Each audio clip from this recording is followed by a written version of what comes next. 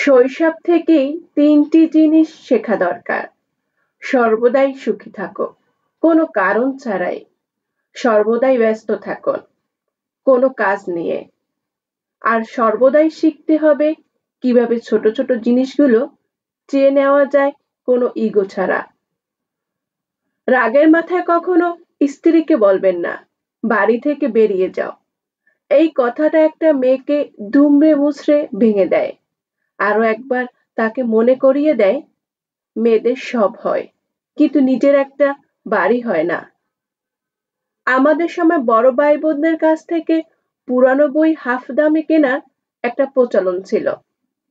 তাও আবার আগে থেকে বলে রাখতে হতো, ভাই তোমার বই আমি নেব, বোন তোমার বই আমি নেব। এখন আর সেটা দেখা যায় না। জীবনে তিনজনকে কখনো ক্ষমা করতে নেই। এক, যে বন্ধুত্বের সুযোগ নিয়ে বেইমানি করে। দুই, যে ভালো না বেসেও অভিনয় করে। তিন, আর যে আপনার খারাপ সময় আপনাকে ছেড়ে চলে গেছে। দুনিয়ার সবচেয়ে বড় প্রতিশোধ হলো হঠাৎ কথা বলা বন্ধ করে দেওয়া। আমি কেন ওর বাড়িতে যাব, ও তো আমার বাড়িতে আসে না। এভাবেই হারিয়ে যাচ্ছে আত্মীয়তার সম্পর্কগুলো। সেদিন মায়ের কাছে জানতে চেয়েছিলাম, মোবাইল আসার আগে মানুষ একা একা কি করে থাকতো। আমার কথা শুনে মা মুচকি হেসে বলছিল, মোবাইল আসার আগে মানুষ কখনো একাই ছিল না। যে চলে যায় সে নিশ্চয়ই যে চলে যায় সে নিশ্চয়ই ভালো কাউকে পেয়ে যায়। আর যে আসতে চায় সে নিশ্চয়ই ভালোবাসতে চায়। সমালোচনা করার মতো তোমার যদি কেউ না থাকে, তাহলে জানবে তোমার সফল হওয়ার সম্ভাবনা নেই বললেই চলে। ব্যর্থগুলো খুব ব্যক্তিগত, প্রকাশ করে লাভ নেই। নিজের ভেবে বলবে যাকে, পরে আঘাত করবে সে বেশি। স্ত্রী কখনো কিছু জিজ্ঞেস করলে কখনো মিথ্যা বলবেন না, কারণ সে জিজ্ঞেস করার আগে থেকেই সত্যিটা জানে। পরে প্রশ্ন করে। পৃথিবীর সবচেয়ে দুর্বল স্থান হলো মানুষের মন, যা আর সবচেয়ে শক্তিশালী অস্ত্র হলো ভালোবাসা। কাউকে ভালোবাসলে এতটাই ভালোবাসো যাতে তার জীবনে অন্য কারো ভালোবাসার প্রয়োজন না পড়ে। যৌতুক নিয়ে এক বোনের কিছু কথা। বিয়ের পর যদি বাবার বাড়ি থেকে জিনিসপত্র নিয়ে যেতে হয়, তাহলে তো আমি বাবার বাড়িতেই থাকতে পারি ভাই। তোমাদের বাড়িতে যাওয়ার কি দরকার? তোমার আমাকে রাখার মতো বিছানা হবে না, আমার জিনিসপত্র গুছিয়ে রাখার মতো আলমারি, ড্রেসিং টেবিল, শোকেস হবে না। লেপ কাঁথা বালিশ সব নিয়ে যেতে হবে। তুমি কি এতদিন গাছতলায় থাকতে, নাকি ঘরে কিছু নেই শুধু তুমি থাকতে? নাকি বিয়ে করে ঘরে যাবতীয় জিনিস নেওয়া ভেবেছ? তাহলে তুমি তো আমার বাড়িতে চলে আসো, আমরা আমাদের বাড়িতেই না হয় থাকি। তোমাকে কিছু আনতে হবে না, শুধু তুমি আসলেই চলবে। নিঃসংকোচে থাকতে পারবে। জেনে নিন মেয়েদের সম্পর্কে কিছু সাইকোলজিক্যাল তথ্য।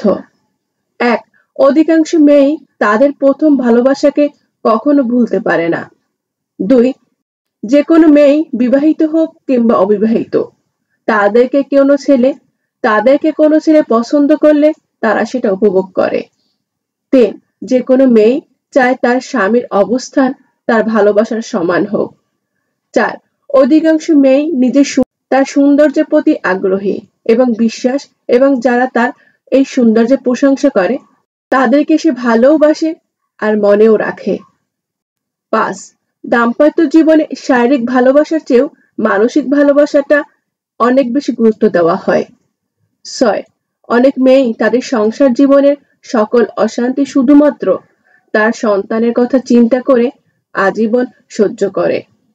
যারা বলে দেশে ভালো মেয়ে নেই, ভালো স্ত্রী পাবো না, আসলে তাদের নিজেদের চরিত্র ভালো না।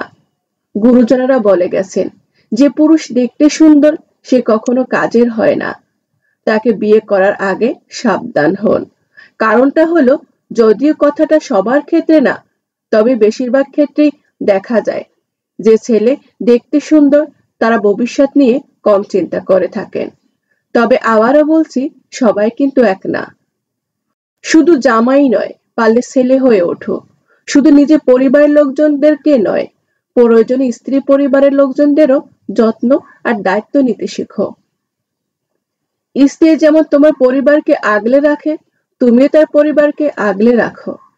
এক বাচ্চার কাছে একটি লোক একটি চাতক পাখি বিক্রি করার জন্য নিয়ে এলো। তিনি দাম জিজ্ঞেস করলে সে বাজারের মূল্যের চেয়েও অনেক বেশি দাম চাইলো। বাদশা জানতে চাইলেন পাখিটির এত দাম কেন, অথচ তার একটি পা নেই। লোকটি বলল, মার্জনা করবেন জাহাপনা, দেখতে সাধারণ হলেও এটি আসলে বিশেষ ধরনের একটা পাখি। এর বিশেষত্ব হলো আমি যখন শিকারে যাই তখন চাতক পাখি তাকেও সঙ্গ করে নিয়ে যায়। আমার পাতানো ফাঁদের সাথে এই পাখিটাকে বেঁধে রাখে। এই পাখিটা তখন তার আওয়াজে অন্য পাখিদের মনোযোগ আকর্ষণ করে।